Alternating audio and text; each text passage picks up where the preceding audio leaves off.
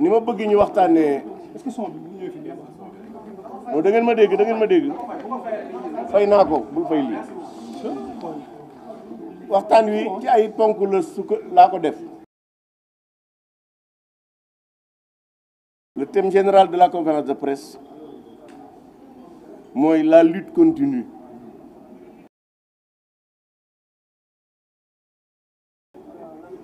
pour la préservation de la République, la sauvegarde de la démocratie. loolu nag ci juróom benni poñ lañ koy def poñ bi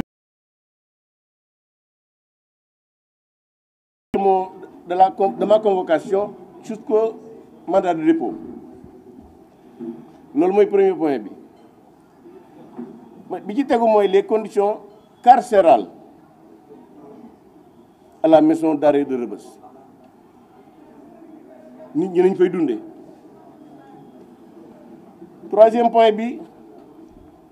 c'est la guerre juridique que mène le procureur de la République Ibrahima Ndoye et le président du tribunal de grande instance de Dakar contre les adversaires de Pastef. Le quatrième point, le bilan de Pastef au pouvoir, 16 mois de clochardisation de la République, de guerre contre l'état de droit et de restriction des libertés. Le cinquième point, Sonko et le manque d'autorité de Diomaye Faye. Le sixième et dernier point, on va parler du plan. Le quatrième plan. Maintenant, je t'explique bu baax. Un écran de fumée. Mais le plus grave n'est pas là. C'est que ce plan, il est illégal, inutile et dangereux. dama bëgg nag bala ñoo dugg ci waxtaan wi ngeen may ma digtalaat leen li ma waxoon ba dem kaso. li ma wax ba dem kaso laa bëgg ngeen dégluwaat ko. Et d'ailleurs, bon, j'ai beaucoup aimé, là je précise, il y a le discours de président Niass. C'est un des discours qui m'a le plus plu. Moussa Niass ñoom ñëpp a nekkoon muy Diomaye Sonko ñëpp mën na leen bàyyi. Carrière politique bi mu am kenn ci ñoom amuñ ko. Mais jox na cër Diomaye Faye. Ça a marqué tout le monde. mu ne ko sax mënumaa jóg di waxe waaye damaa bëgg am sa ndigal toog di wax. ak wuute gone gi ko Monsieur le Président de la République zombie ak wuute gone gi ko doon wax da ngay mucc deret. Je crois que bu amee leçon bu ñu war a tirer de cette séance là c'est l'humilité républicaine de Ousmane de président Moustapha Niasse face à l'arrogance de Ousmane Sonko. cër bi mu jox surtout le président de la République en tant qu'institution. Un président de la République même bu dee bëy c'est le président de la République. C'est une institution. Et Ousmane Sonko n'a jamais gëmul woon loolu. Et d'ailleurs même maa ngi leen gis benn photo bu ñu génnee ça veut dire que ces gens-là ne savent même pas le protocole de la République du Sénégal ñuy ree ci bu ñu toogoon seen biiru saal di ree du sama yoon nekku ci mais publiquement boo xoolee ni ñuy doxee ni ñuy reere nga xam ne ñii xamuñu lan mooy République. Même protocole bi quand on est avec le président la bi doo tolloog moom da koy ji bàyyi mu jiitu président mu war a jiitu président de l'Assemblée nationale tegu ci premier ministre door a ñëw loolu protocole de la République du protocole Pastef protocole Pastef bu ñu àndee Ousmane Sonko mën naa ne ci dëgg bi jiite leen waaye protocole de la République président mooy jiitu premier ministre dem ba dend ak moom du tolloog moom président Assemblée nationale du xaw a tolloog moom premier ministre nekk ci ginnaaw duñu wax duñu ree dañ naan pët. C'est la solennité. La République, c'est la solennité. Mais ñii ay gouvernement yi bëgg a fooyee Sénégal encore une fois. Et je crois que la leçon de Niass que Niass a donné à Pastef là war nañ ko retenir. ni mat na bàyyi Diomaye Faye. moo ko carrière moo ko gën carrière gis nga keroog cër bi mu ko jox. Et je sais qu'il ne partage rien avec lui sur le plan politique. Et c'est par respect même moo tax mu wujji ko. Quand je dis que buñ demee waruñoo dem moi je comprends pas. Et le gars de Ben Ndiaye. Ousmane Sonko lu bon lu ne wax na ko. asalaamaaleykum. defe naa yéen ñëpp déglu ngeen li ma wax ci lii de la ma procureur de la République Ibrahima Ndoye jàppe wax ji ci la ma tribunal de grande instance de Dakar condamné 2 mois dont 15 jours avec sursis. bala ma ñëw ci 15 jours yi 2 mois yi mois bi day mois bu période bu particulière lañ toll ma bëgg ko partager ak yéen bëkk démb dafa am benn militant libanais c'est un citoyen libanais militant de la cause palestinienne bu génn kaso après mu def fa ñeent fukki at. kon man bu ma amee 15 jours rëbës su ma naqaree c'est que je vaux rien du tout benn ñu ngi jëm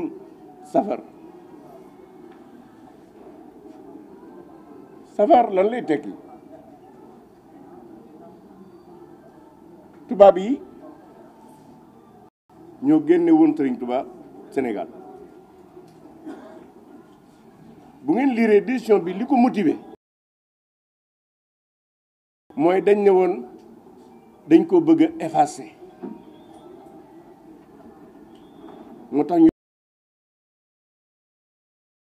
mu fa defee juróom-ñaari mu ñëw Sénégal ñu def ko résidence surveillée pendant 15 ans su génnee Jurbel ñetti yoon la te balaa gën tàggu góor mënta effacer Jibi Ndiaye mënta effacer kenn tant que ñun li ñuy def ñu ngi koy def ngir le peuple sénégalais yéen ñi déglu ngeen wax ji ma wax li ma jëkk a tàmbalee mooy président bi bu doon bëy président de la République c'est ça ma conception de la République yi bu ñu faloon lu bëy ma toojal ko naa ko bëy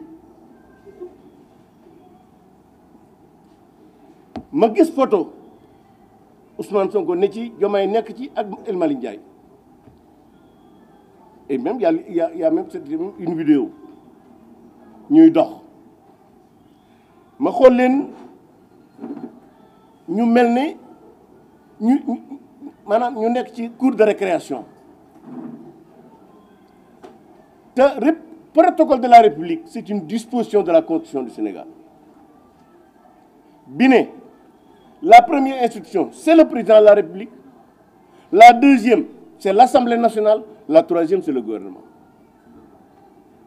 ñoom bu ñu àndee président de la République moo war a jiitu président Assemblée nationale ci moom premier ministre door a ñëw benn bu ñu toogee bu ñu dee dox ci tapis rouge soldats yi topp ci ñoom dañoo war a jox cër askan wi leen fal avec toute la solennité. ñooñu clochardiser la République balaa fare la République ma ne leen di vous êtes des gougnafiers Ibrahima Ndoye jàpp ma ci gougnafier c'est quoi mooy nit ku xamul dara mooy ngaaka waaye xam nga yàlla du nit ci biir kaso bi la Ousmane Sonko wax a Diomaye Faye moto président de la République.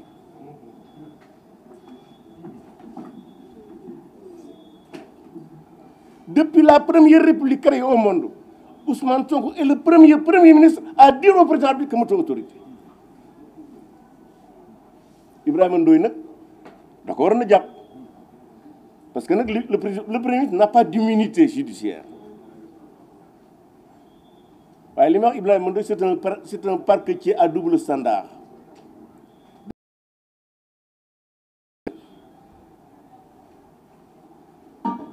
mais loolu nag foo ko gis c'est que magistrat yi def loolu ils trahissent la loi. xam nga man j'ai fait allégeance à la République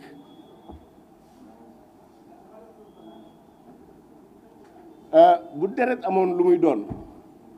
sama deret ji ak nguur rek a ci ne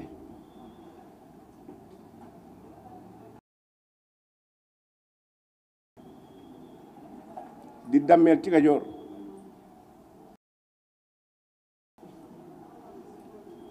waaye yooyu yëpp nag ko jël gas ko suul parce que république moo nu mën a boole moo ndax man bu ma fekk woon la révolution 1789 ñu éliminé buur yi damay bokk ci ñi éliminé def loo xam ne sénégalais bu tekki dara bu ne da nga am gàcce ma di ko ñaaw lu ñu dima ci jàpp c'est inacceptable mais li ma leen bëgg a wax nag ma ko bëgg musuma ci bëgg a sori c'est qu'en réalité Ibrahima Ndoye dafa am problème mu man muy làqutu ci parquet bi pour di ma xeex rappelez-vous bi nga xamee ne dañoo attaqué taxawu Sénégal dama bind sama page Facebook ne ko soo jàpput ñi ko def ak ñi jàppe comme procureur passé ak lu dul benn du ñaar ma bindu ko muy làqutu ci parquet c'est indigne c'est une trahison de la loi et dans sa fonction de magistrat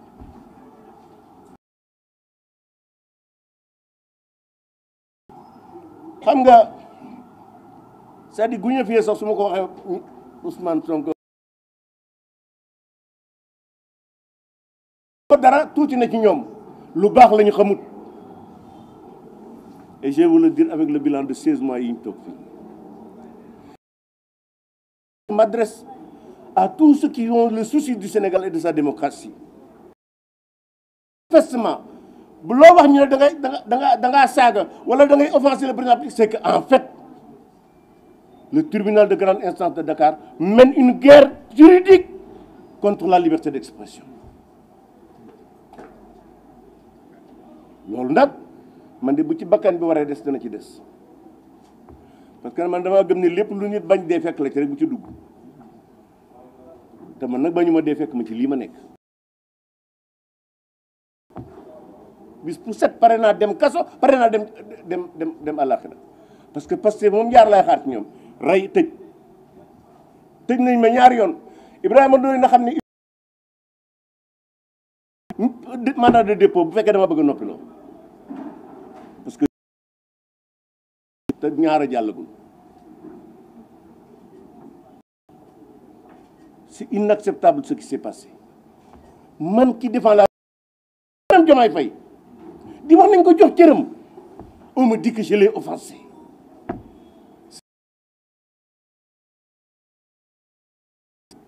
mais comme ni ma la ko wax rek xam nga Alaaji Abdou Si Alamin dafa daan wax ne nit bu la jéppee soo ko sottee ndox danaan yaa ngi may pëndal Ibrahima Ndoye dama koo pëndal li gën a garaaw dinaa ñëw bu ci kanam mais mooy keroog procès Djibi Ndiaye parce que moom dañ koo yóbbu tribunal ndax neeñ daa attaqué le procureur le président du tribunal de grande instance de Dakar le procureur mais procureur mooy kan ba sañee su ko attaqué dans une démocratie il peut pas y avoir de limite pour la liberté pour le droit des citoyens à critiquer ce qui les gouverne nit ñi nañu am droit critiquer gouvernement am droit critiquer noonu la ñu amee droit critiquer le procureur et tout magistrat mais li gën a garaaw mu naan Djibi s'il vous plaît respectez-nous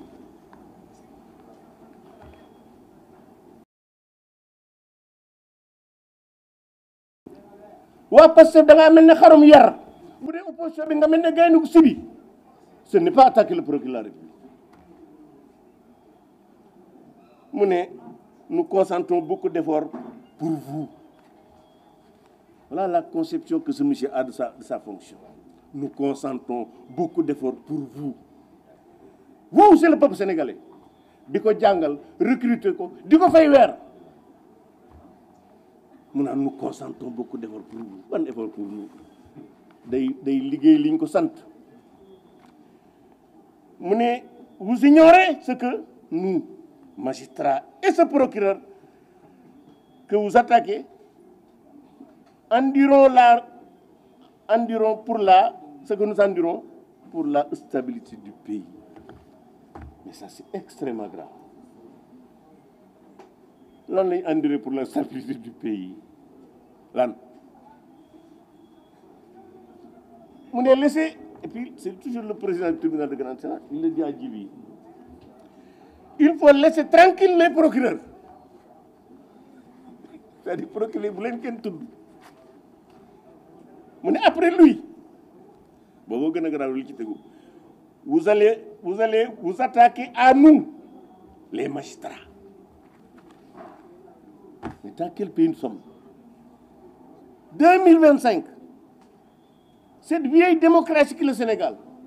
ou même pendant la période coloniale la liberté d'expression était tolérée on peut interdire aux citoyens de critiquer leurs magistrats ça ne se passera pas on les critiquera comme on critique le président bi comme on critique le gouvernement fii amul bois sacré boo xam ne des sur seen xalaat encore une fois li may wax nag amul naqari ko parce que dama ne ñi fas yéene doon éponge Ousmane Sonko bi muy effacé noonam mooy les procureurs ak certains juges mais loolu yàgg na fi 1960 bi Sénégal ay mbati nguur gu fi toog gu ne am ngay say procureur say juge say policier ay say gendarme ñu di la dumaat say nawle say opposition li bees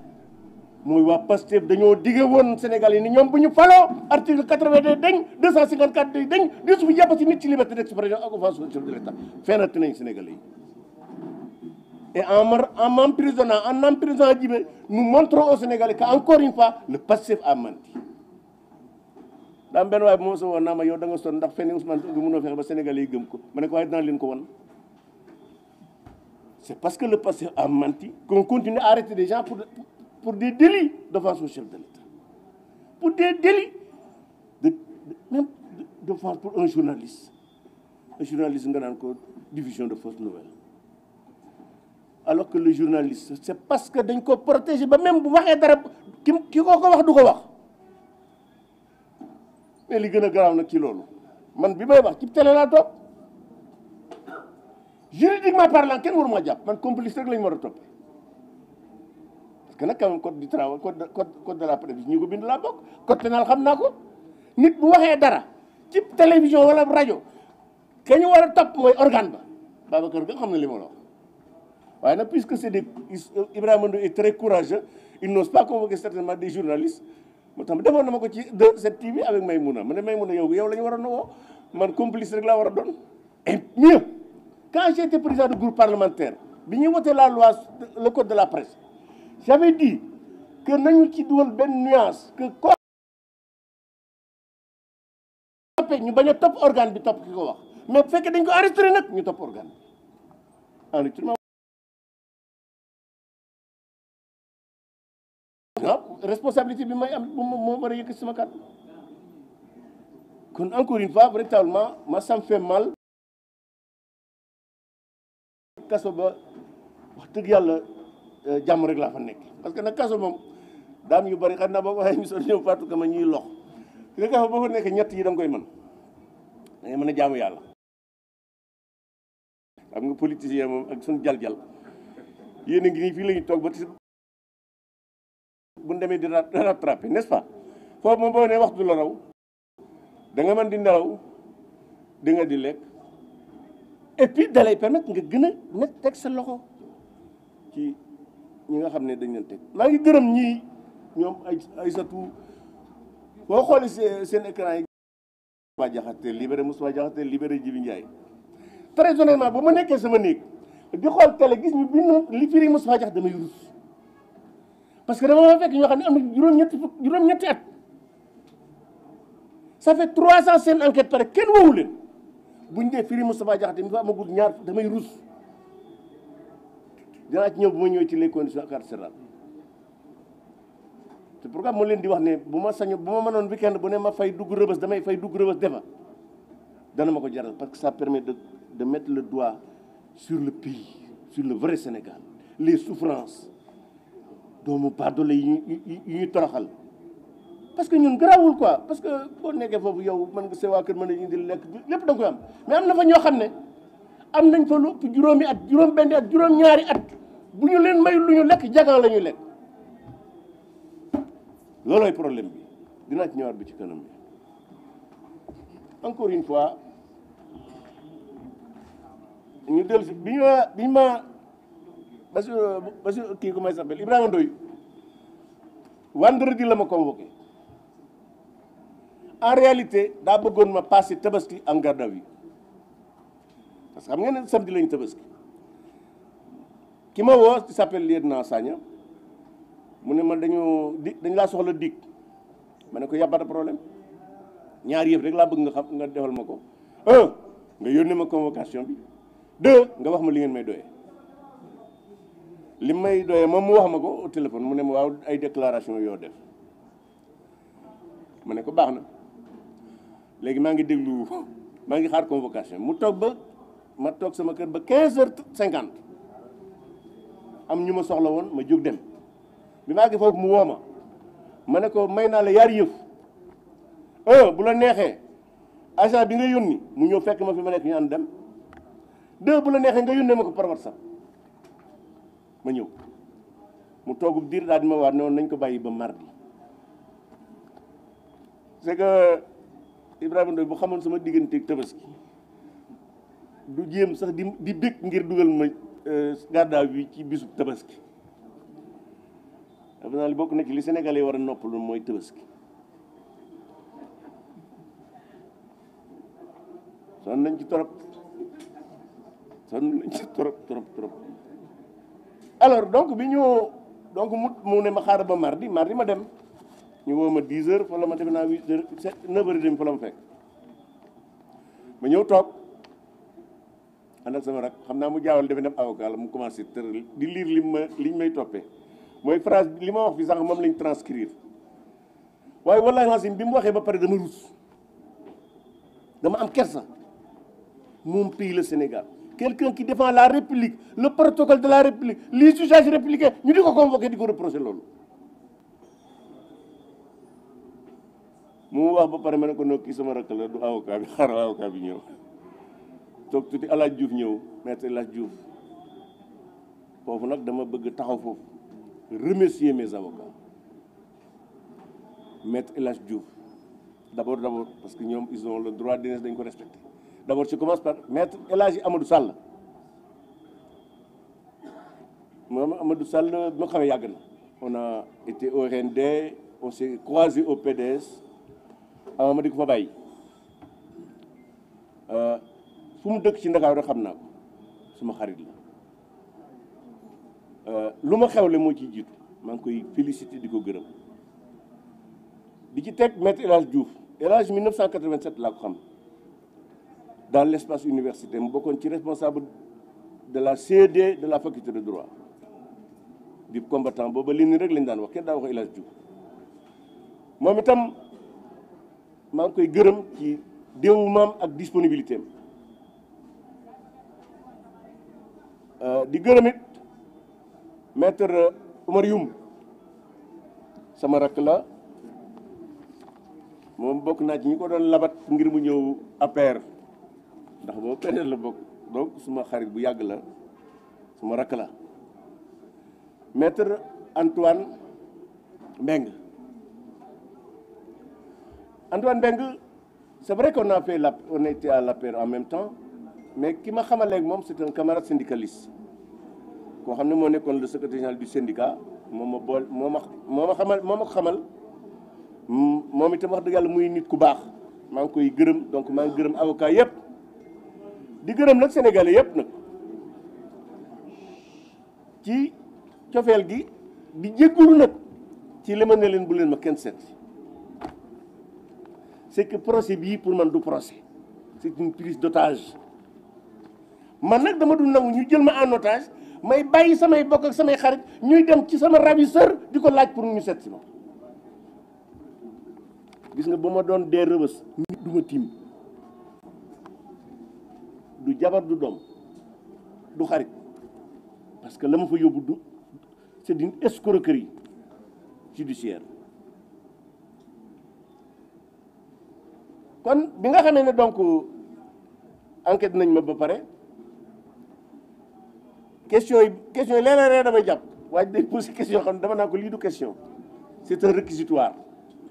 mu dem procureur soppi ko ñu dem ba ca fin ba ñu indi ab définition guñaafier li guñaafier tekki lépp ñu indi ko lañ ca xam ñoom waaw ba pare ma ne ko moo vous êtes malhonnête parce que nag quand même xam nga la synonymie la fonction de la synonymie mooy ça permet de donner à un mot plusieurs emplois parce que les mots n'ont pas de sens or boo dégloo ba may wax xamuñu dara rek la mën a teg ci li ma doon wax waaye wax Bassirou Diomaye Faye xamul dara nag loolu nag du offensé ko moom moo ko wax mu ne xamul dara bañ ko laajee ne ko ban livre nga jëkk a lire mu ne comment se faire des amis ah comment se faire des amis comment se faire des amis ah te buy wax boo ko dee dégg da nga xam ne kii culture bi soriwul xam naa ne droit fiscal rek la war a xam droit fiscal et puis ñëpp ñi ko seetaan keroog bi mu toogee ak Trump te Sénégal di seen yitte am nañ gàcca nga toog ak la première puissance du monde amoo loo koy wax lu dul naa ko nañ terrain de golf na ko jox commune nu Jagañaaw de waaye tubaab moom bu mu fa jege terrain de golf bi muy jox Trump regardez-moi ça nga nekk président d'un pays un jeune toog ak la première puissance du monde amoo loo koy wax lu dul naa ko terrain de golf waaye nag liñ ma jàppee ah mu sell mi moom te tëj na làmb ji nee na ko moto président de la république mais li am solo nag mooy Ousmane Sonko li muy wax dëgg bëriwul waaye fii nag wax na dëgg Diomaye matul président de la république ndax su matoon président de la république keroog ba mu ko waxee la koy dàq président Senghor dàq na un président du conseil économique social environnemental au début de l'indépendance pour moins que ça yéen xamu leen ko du ma leen wax tur wi nag xam nga lan la Senghor président Senghor dafa defoon benn programme tuddee ko le décollage économique du Sénégal président conseil économique social booba di def discours ne c'est bien de décoller mais il faut penser à l'atterrissage c'est bien de décoller mais il faut penser à l'atterrissage Senghor ne ko man may wax décollage ngay tudd atterrissage dàq ko ca bis ba Diomaye Faye bu ma doon président de la République Ousmane Sonko nekkatul président de la République premier ministre Ibrahima Ndoye aussi bu fekkoon ne il était juste ne dafa jàpp parce que dama offensé Diomaye Faye Sonko moom lay jëkk a jàpp parce que Sonko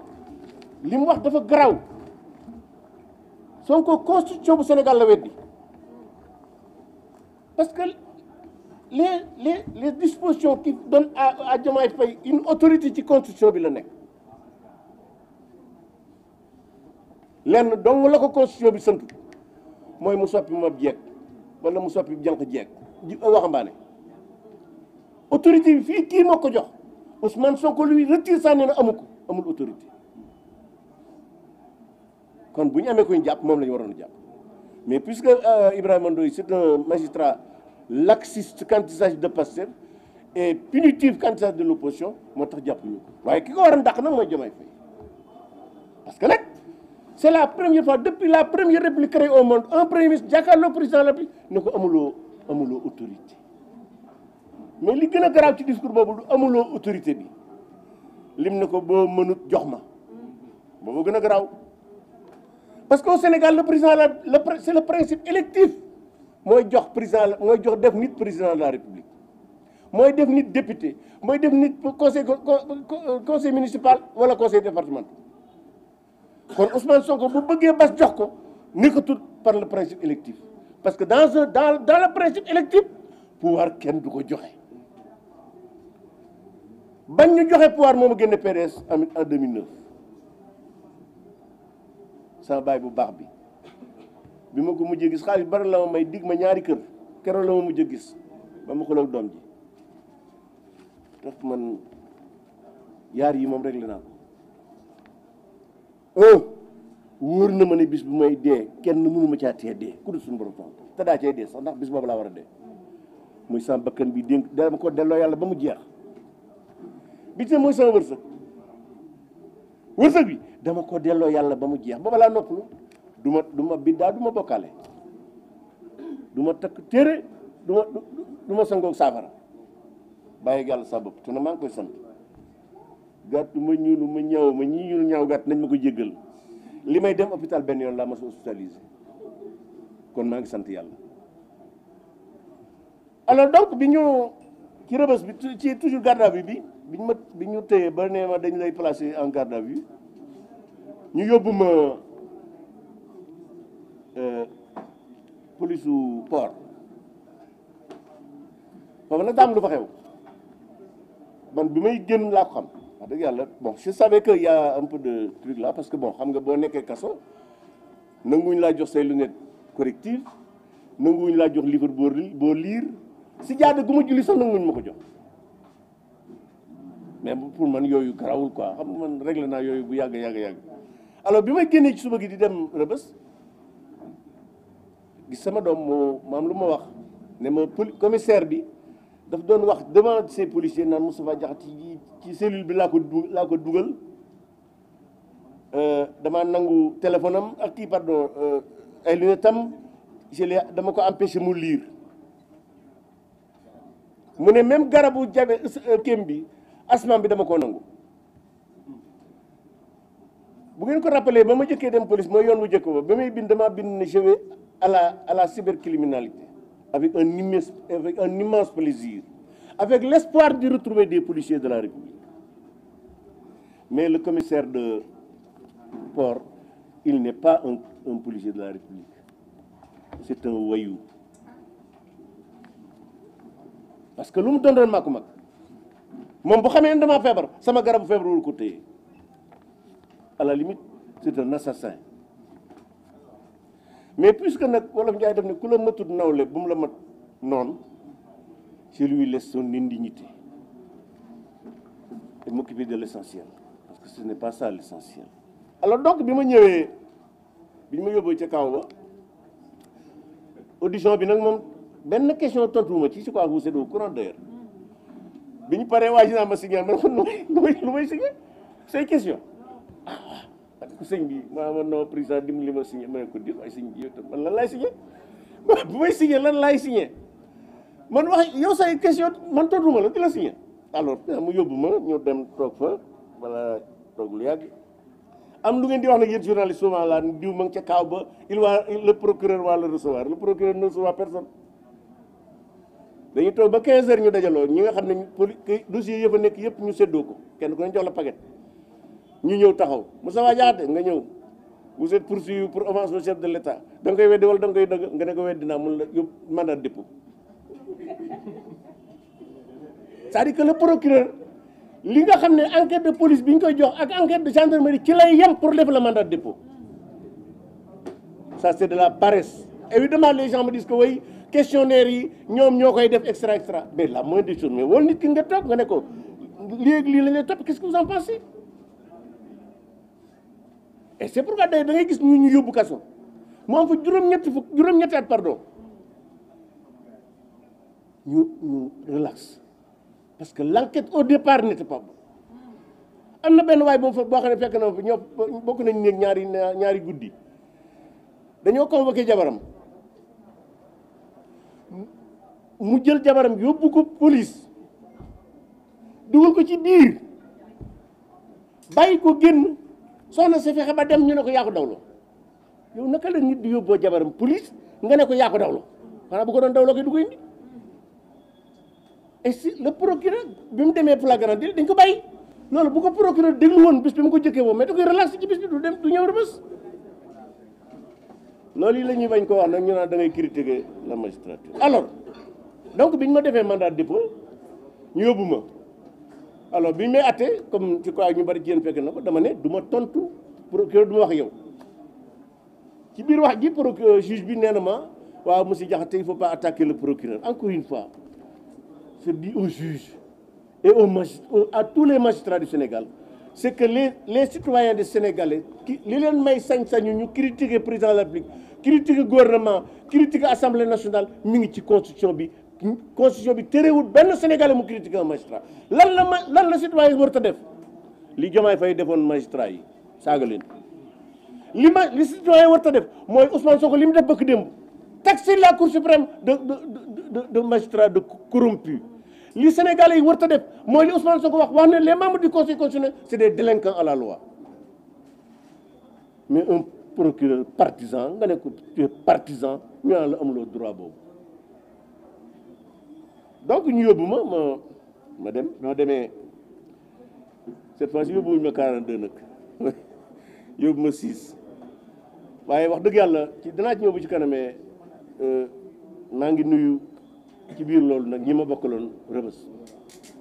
nuyu waa 42 ñoom Lat Diop ñoom Farba Ngom am na yoo xam ne du ma tudd tur yi damay wax jëwriñi rek ñoom xam na am imam xam na Sagna xam nga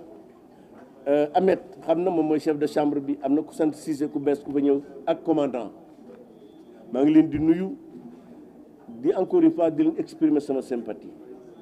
ak sama solidarité di nuyu nag waa 6 nag avantage bi mooy c'est vrai chambre bu ndaw la waaye boo fa nekkee moom kaso bi yëpp ngay gis daa ñëw bu ci kanamee encore une fois yéen ñëpp maa ngi leen di nuyu di leen exprimer suma ci biir loolu nag ci laay ñëwee ci les conditions carcérales à la maison d'arrêt de Rebeuss gis nga mes chers journalistes souvent danaa koy dégg ci yéen ñu bari ci yéen bu ñuy wax da ngay dégg ñu naan yàlla nañu caabi féete gannaaw yàlla nañu génn damay dégg journaliste di ko wax lu bari ak ñi nekk hôpital ça je crois que xaw ma dañ leen ko jàngal xaw ma yéen a ko tànnal seen bopp waaye lu ngeen ci wax rek am na lu ngeen umpale xew Rebeuss d'abord ay fas moo taxoon tubaab bi defar ko bi ñu amee indépendance ñu jox ko comment il s'appelle état bi jël ko def ko prison alors bi nga xamee ne tey jii boo demee Rebeuss la fa xaj ci nit normal c'est 800 personnes au minimum il y a 3500 personnes loolu xam ngeen ne jaaduwul et globalement les prisons du Sénégal taux de remplissage bi c'est 262%. loolu nag ñaar ñi ñoo ko waral benn bi c'est l'état du Sénégal depuis 1960 nangu ñëw tabax kaso te kaso bi yow magistrat yi yokku nañ tribunaux yi yokku nañ population bi yokku nañ délinquants yi yokku nañ nga ne doo yokk prison kon yaa nar a def musiba ñi nga xam ne ñoo nekk ci kaso loolu c'est de la responsabilité depuis 1960 bi des nag c'est la responsabilité des magistrats dañ ci romb nit ne mu ne mandat de dépôt c'est-à-dire que mel ni amul sax malgré liñ fi créé dépôt de mandat le mandat de recours au mandat de dépôt est pratiquement systématique loolu c'est ñu joxoon magistrats yi Sénégal yi nekk Rebeuss yi nekk prison tribunal grande instance bu Ndakaaru ñu remplacer leen ay tubaab non seulement Rebeuss doit être fermé mais Rebeuss doit être détruit. C'est un lieu de torture des êtres humains. Et d'ailleurs, c'est une violation de la Constitution, notamment son article 7. C'est la vie des gens.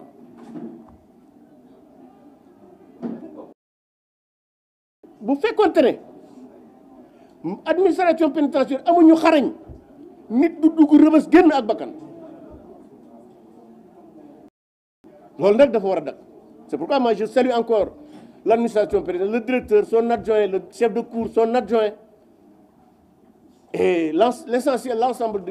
des fonctionnaires. am te kon am na ci benn yoo xam ne gis naa ñu def loo xam ne loolu dafa war a dakk.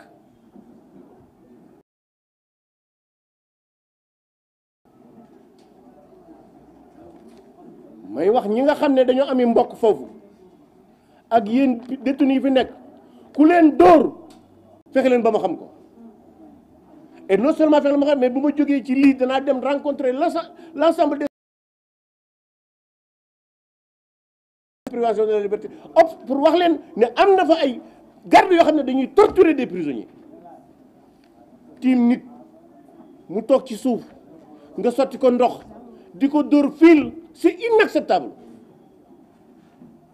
loolu nag day dakk c'est inacceptable déjà souffrance ba ñuy dund rek doy na sëkk. Maintenant ci biir loolu nag l'administration pénitentiaire ñooy nekk foofu di fanaan les brigades amuñu des moyens pour maîtriser des détenus violents et ça c'est de la responsabilité du ministère Il y a des instruments dont disposent les policiers, les gardes pénitentiaires. Un détenu, quel que soit son niveau de violence. Benen bi ci def lu am Rebeuss ay dof ña nga fa c'est-à-dire magistrat yi dañuy placer mandat de dépôt bay placer mandat de dépôt dof te xam ngeen ne l'administration jànguñu téye dof ab dof prison du place am ab dof dañ ko war a yóbbu hôpital faj ko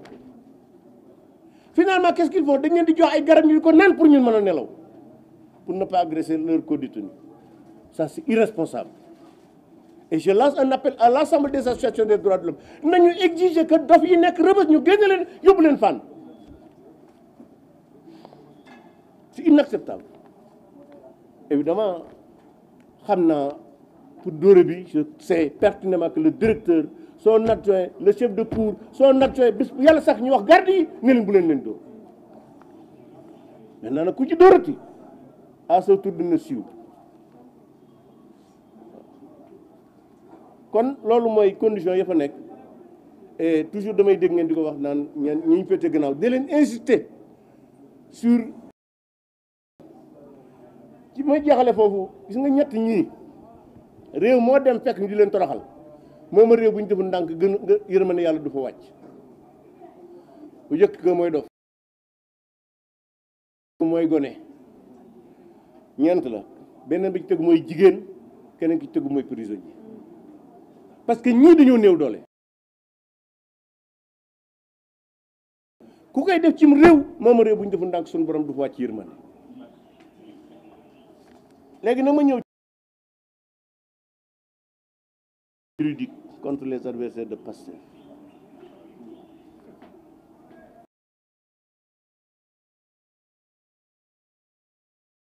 depuis boobaak léegi li nit ñi seetlu mooy am na ay magistrats yoo xam ne fas nañ yéene doon éponge bi mi évasé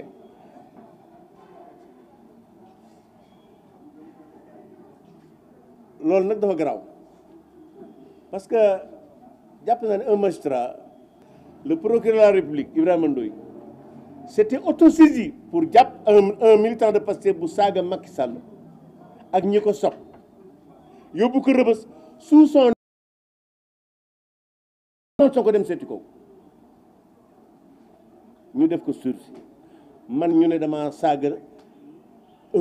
une communauté maanaam les électeurs de Pastef waaw mais ñu sopp Macky Sall ñoom duñ communauté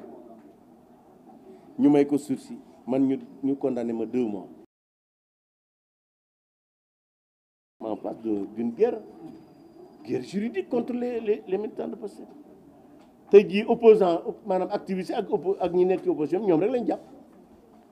nitu Pastef moom lu mu mën a def soit ñu wutal ko ne daa dof wala ñu yóbbu ko feneen encore fois lu mel noonu cas bi ci gën a garaaw bokk na ci cas yi garaaw mooy bu cas Bob Douguer surtout ak Badara Gadiaga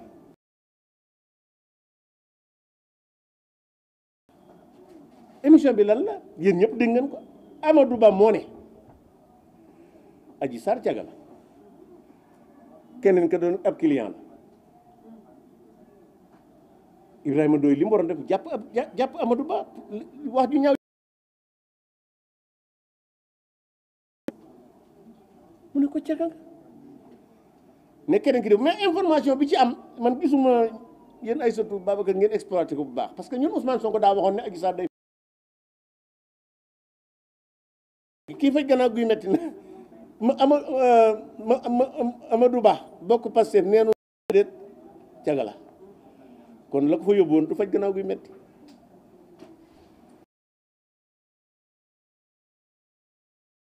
donc ci ba wax dama doon tappale kenn complot wu ma Abdou Nguer ba léegi xamuñu luñ koy toppee pratiquement te gis nañu ab TikTok ku tudd Abdou Nguer mu am lu mu wax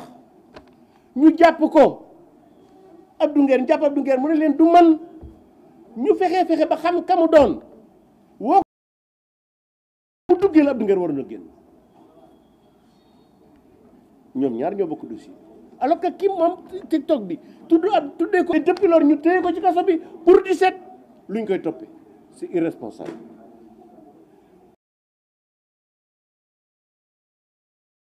en principe je crois que duñ parce que liñ ko li waa ji li procureur laaj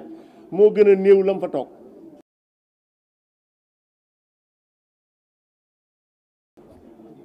ndax dama ko seetaan mu ne moom daf koy jaaxal nu ko la nit mën a condamné man ci mbirum ku wax guñaafiye nit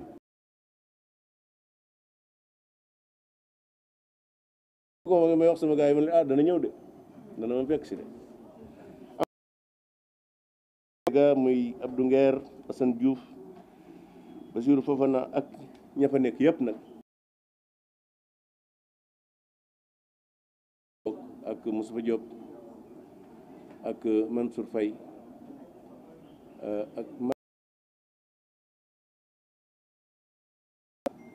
ak Ablaye Ndiaye mooy ki nekkoon porte-parole lu Farba dañ ko condamné boo ñu def appel parce que daa bëggoon toog foofu 6 mois ak mook Farba mais li gën a garaaw du loolu ñaari néeg pour Rebeuss léegi ñu ngi ko tuddee foofu l'entrepreneur du def lu defe ne lu bon lañ def fekk lu baax lañ lay defal man de jàpp naa ne Farba Ngom li mu toog boobaak léegi li mu fi def ci lu baax defu ko lu baax bi mu nekkee Farba ba léegi Mansour Faye il est là-bas c'est un otage parce que moom li ñu koy jiiñ c'est pas un délit bu mu mën a commettre tout comme Moustapha Diop. Et je félicite les populations du Nord seen mobilisation bi ñu def bëgg démb ci Farba def nañ ko ci Saint-Louis. Je crois que il faut les deux gatsa Sonko ak gatsa des idées. Organisation de la République 16 mois de guerre contre l'état de droit 16 mois de restriction des libertés.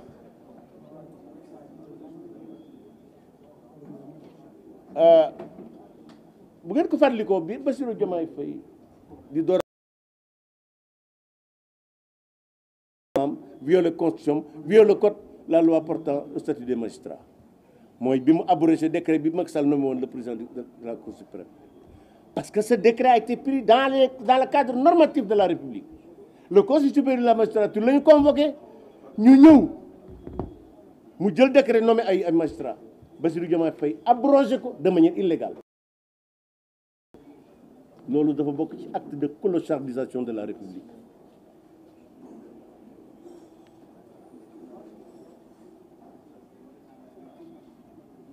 bi ci des extraordinaire boo xam ne yaa convoqué pour protéger son premier ministre mu bañ a def DPG pour empêcher au groupe Benno Bokk Yaakaar de déposer une motion de censure pour protéger son ami il parjure, il revient sur son serment constitutionnel.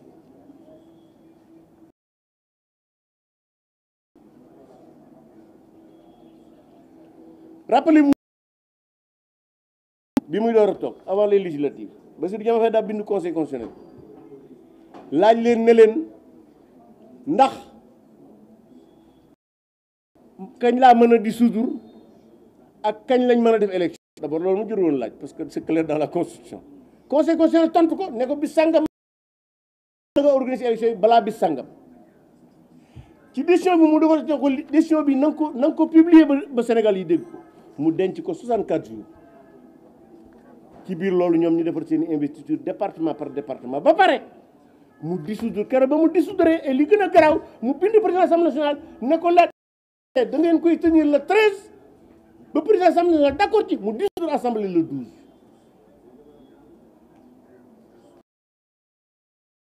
de la République loolu rek laay ñaaw kese mu dissoudre Assemblée nationale bett opposition bi 10 jours la opposition bépp amoon pour préparer les législatives moo tax ñu gagné ni ñu gagné kon jàpp naa ne bilan économique bi nag bu ma ñëwee ci plan bi le plan en 16 mois dinaa ci desiwaat alors ma ñëwaat ci li Bassirou Diomaye Sonko wax Diomaye Faye ne ko manqué d'autorité ba wax ne Diomaye daf ko waroon dàq Ibrahima Ndoye waroon ko poursuivre pour offense au chef de l'État defu ko mais li garaaw wax naa li wax na dëgg nag parce que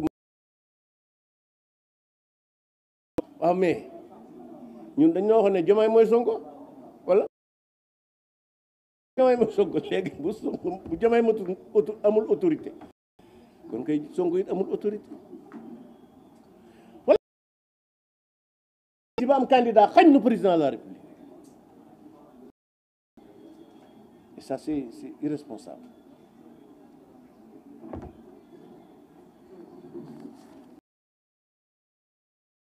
Mooy point bi le plan keroog Grand Théâtre c'était un théâtre politique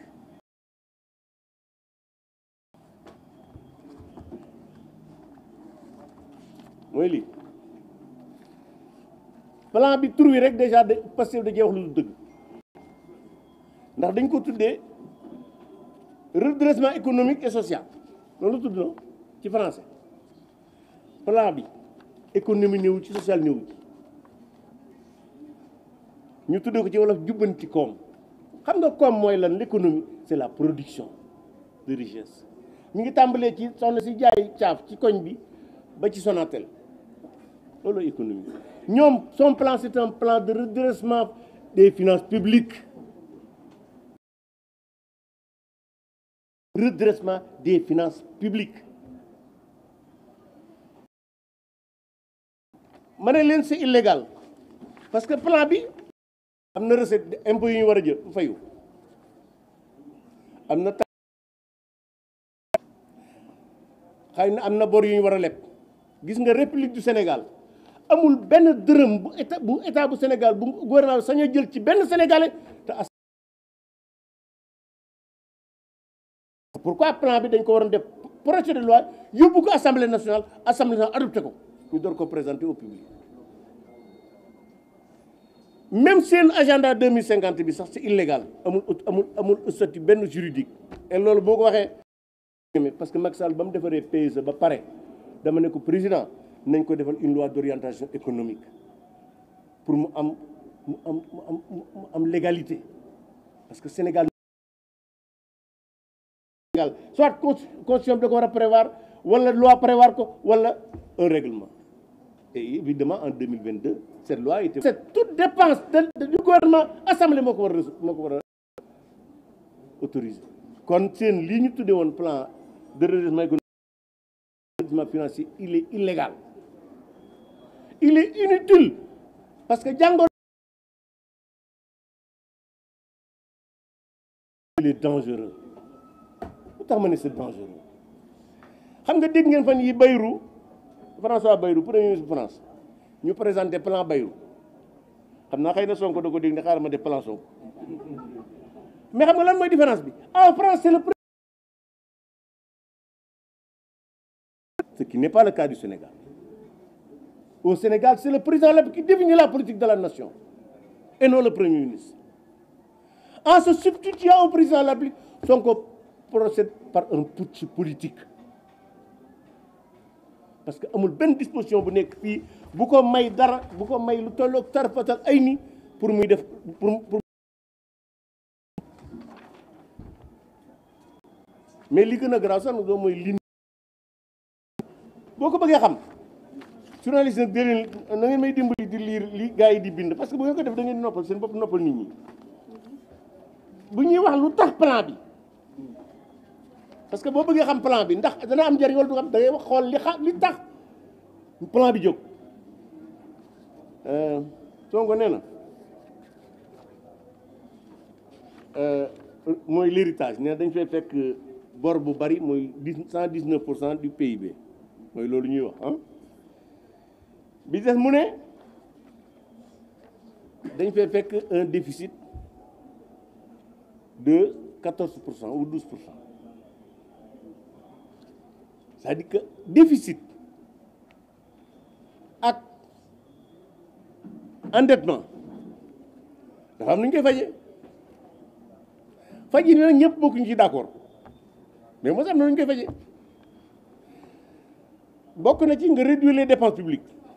moyen la bu ñuy réduire les déficits ak l'endettement parce que déficit mooy lan mooy sa njël ëpp sa salaire bu sa njël ëppee sa salaire voilà bu dee da nga lebi loo mottalee njël li parce que doo seetal xale yi ñuy xiif ñun nag suñu état bii li ma koy wax toujours day état bu obèse état bu mbuxri c'est-à-dire que li mu soxla ci alal dafa bari te alalu état fan lay jóge impôt taxe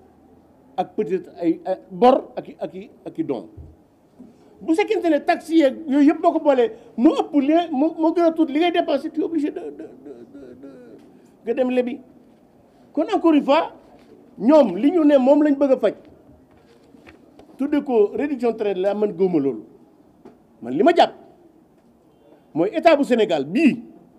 depuis 1960 daa nekk fépp nekk ci lépp te le secteur privé l'exemple de les télécommunications état du Sénégal moo ko doon gérer ñu génne téléphone jox ko créer ko société français en partenariat avec la France gis ngeen tey jii ça fait partie l'un des fleurons de l'Afrique pendant ce temps gis ngeen poste ni mu mel. gis naa ne ñoo dañuy créer 2000 boutiques Sonadis alors que Auchan a été créé la même année que Sonadis Auchan est devenu une multinationale Sonadis fay na bu yàgg bàyyi fi bor kon encore une fois jàpp naa ne bu fekkee dañoo bëgg redresser les finances publiques là aussi lu normal la parce que même 70% du PIB de la dette pour man c'est trop rawatina ci mu ëpp ko déficit bi aussi bu fekkente ne yow li nga bëgg a def daa ëpp li nga mën loolu mooy indi déficit kon boo bëggee di xeex déficit bëgg a xeex nam turati endettement du ay 100 milliards d'économie ngay def il faut aller plus loin loolu man mooy suma position ci affaire bi parce que 100 milliards franchement c'est rien du tout et li gën a garaaw nag du loolu Ousmane Sonko daa gëmloo woon ñiy jaay caaf ñiy jaay naama raas gone yi raxas woto ne leen su ma faloo yéen ñëpp seen bamb naat seen poste dina fees plan bii 5667 milliards yi ci poste Sénégalais yi la koy jëlee waxoon naa leen ko fi bis ne leen parce que balaa tàggoog Sénégal ku daan joxe asaka da nga yalwaani kon ñi doon xaar ne seen bamba dana naat ci nguurug Diomaye ak Sonko nañ ko teg suuf seen bamba du ci naat au contraire dinañ yokk taxes yi dinañ yokk impôts yi te duñ yokkal dara Sénégalais yi mais li gën a ce qu'il faut retenir surtout c'est le caractère le fait que le président la moom moo war a définir la politique de la nation le premier se substitue à lui et d'ailleurs boo xoolee même communiqué bi mujj du conseil des ministres dañ ne le texte a été adopté en conseil des ministres texte bi lan la loi la wala décret bu dee loi daa war a dem assemblée nationale avant ñu di ko yóbbu ci mbedd mi bu dee décret daa war a génn journal officiel autrement dit comme li ma leen wax sànq c'était un théâtre politique pour donner l'impression que ñi ngi xalaat que liggéey xalaatuñu liggéeyuñu indi nañ fi projet mujjul fenn agenda 2050 damay wax ne du projet du plan du programme c'était un pamphlet politique pour préparer les législatives bii itam nag je soupçonne que c'est pour préparer quelque chose maintenant Ousmane Sonko bi muy def dëgg nee na woon Diomaye bu mënul na ma jox ah ba daa bëgg a jël ah ba daa bëgg a jël kon encore une fois xam nga tey man personnellement su ma neexoon ma laisser deux parce que yàgg naa wax sénégalais yi waa Pastef yi baaxuñu sénégalais yi di ma tànqamlu tey jii képp koo xam ne même ñu àndoon ak ñoom te gëm leen am nga kersa parce que xam nga ne amuñu programme ils sont pas compétents duñu defar réew mi parce que li mu fi yàq bu doon toog téeméer at du ko defar waxuma nag yàq gi mu fi fekk maintenant man en tant que défenseur de la République défenseur du Sénégal je crois que très honnêtement lii ma Ibrahima Ndoye def ak Mamadou Diouf jaaduwul waaye nag dama leen di bàyyi ak seen bopp parce que damay wax ne nit lu mu bañ dee fekk ko ci rek bu mu ko def benn. ñaar ku ragalu dee kenn mënu ko ku ragalu dee kenn mënu ko te nag ñaar yi moom bis bu yàlla sàkk ma di ko waajal sama bopp bis bi may dee ak bis bi may dellu Rëbës bagage yi mat na sëkk saa suñ bu ñu ma amu ci benn problème parce que c'est un choix politique dama ko wax xale yi ma bokkaloon néeg boo ñëwee ma leen yéen maa ngi yéen bokkuñu kaa yéen accident de parcours moo leen fi indi man choix politique moo ma fi indi xam nga xale buy dawal woto ba yàgg mu accidenté nit faatu ci mu yóbbu kaso c'est des accidents de parcours même ñiy sàcc yooyu yëpp c'est des accidents de parcours problème d'éducation. Moi j'ai choisi de combattre un pouvoir fasciste. Je sais qu'ils sont capables de tout parce que ñi sookee juróom-ñett fukki nit yu faatu ay milliards yi fi yàqu ils ne reculeront devant rien waaye bu ñu amee ku ñuy xoxotal booye bu ñu teg ko fi suuf ndegam man mi nga xam ne li ma dese ci dund bariwut maa ragalut kaso asama gone yi. Encore une fois mesdames, messieurs les journalistes maa ngi leen di gërëmaat di leen xam ne namoon naa leen nag namoon naa leen trop et c'est là où je vais terminer parce que yéen ñëpp kenn ku ne dégg na ma di ko wax ñett yi yéenay bëtu sénégalais yi c'est-à-dire yéen a leen di wan lu leen sori yéenay gimiñu sénégalais yi ci yéen la ñuy jaarale li ñu bëgg a wax nit ñi di ci jot yéenay nopp sénégalais yi c'est pourquoi damay wax toujours ne réew moo dem fekk fa liberté de presse xam ne démocratie bokk na ci mandarga pouvoir li tax Pastef di parti fasciste biñ toogee ba léegi bis bu yàlla sàkk lu yàq presse bi la ñuy def mais ils perdent leur temps même pendant l'époque coloniale ici au Sénégal il y avait de la liberté de presse. Ils perdent leur temps. Encore une fois, moi, je vous remercie. damay wax ne bokk naa ci les pères du code de la presse am na ci yu baaxul yu war a mën a jubanti waaye jàpp naa ne le fonds d'aide à le fonds de la presse bi ñu fa defoon bu fekkonte ne doxal nañ ko bari na jafe-jafe yi ni ñuy dund ko encore une fois maa ngi leen di remercier bu fekkente ne nag maintenant am ngeen lu ngeen bëgg a laaj bu ngeen ma ko laajee danaa ci tontu. su fekkee doyal ngeen nag ñu salaat.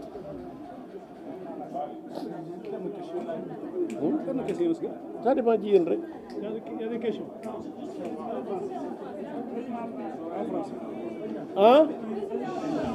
ah déglu leen.